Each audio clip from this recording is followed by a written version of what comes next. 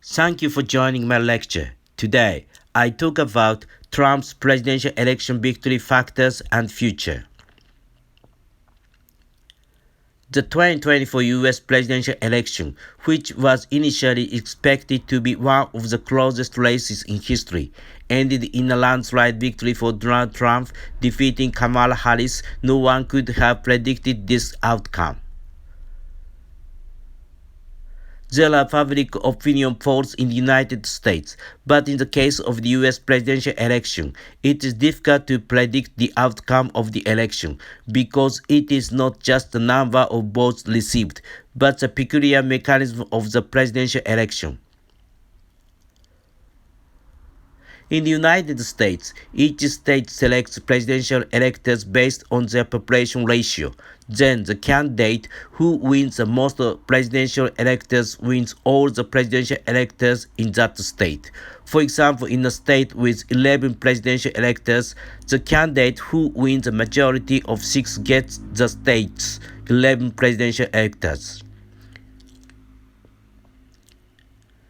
The Democratic Party is strong in the West Coast with a liberal climate such as California State, where IT companies are concentrated, Washington State, where Amazon and Microsoft are headquartered, and is also strong in the East Coast with a liberal climate such as New York State, where financial institutions are located, Massachusetts State, where Harvard University and other institutions are located.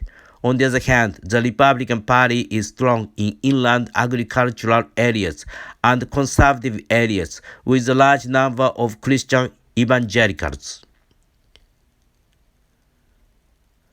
7 swing states, known as battleground states, are Arizona, Georgia, Michigan, Nevada, North Carolina, Pennsylvania, and Wisconsin. These states are sometimes won by both Republicans and Democrats, and the votes of the two candidates are close in this presidential election. Just before the US presidential election, I asked several Americans directly whether they supported Trump or Harris, and they all said Trump. The reasons cited employment and economic problems. Trump is sometimes radical and extreme, but his claim is easy for anyone to understand. On the other hand, it is also undeniable that many people were disappointed with Harris, who failed to present concrete policies and revealed that she was not familiar with economy and diplomacy. Also, unlike Barack Obama, many black voters voted for Trump. In particular, male black voters who rejected a female president voted for Trump.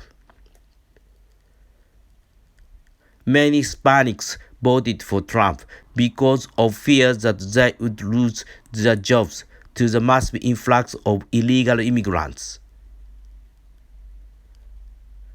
Many Americans were more concerned with jobs, the economy, and the influx of illegal immigrants than with racial issues, gender, and Trump's social divisions.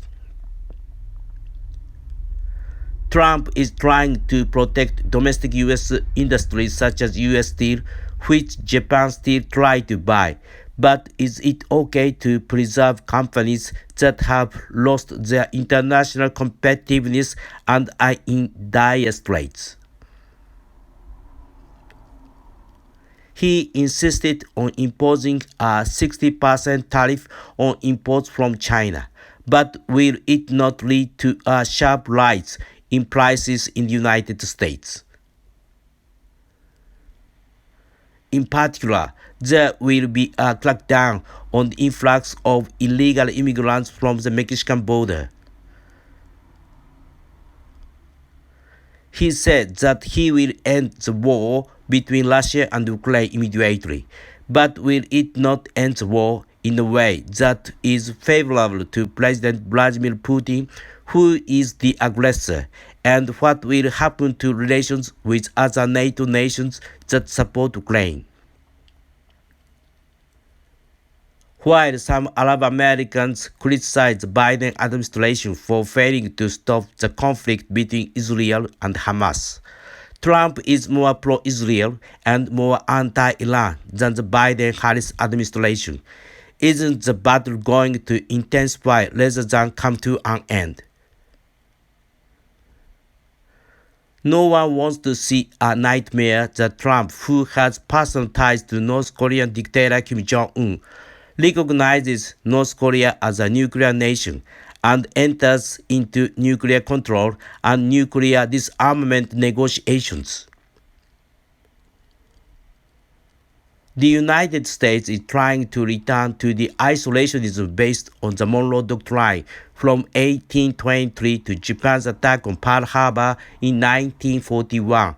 In the post-Cold War period, foreign ethnic and religious problems intensified as the weight of the United States and the Soviet Union was removed. What kind of world will we see in next? Thank you for watching. Subscribe to my channel to maintain these education activities. I'm looking forward to seeing you again.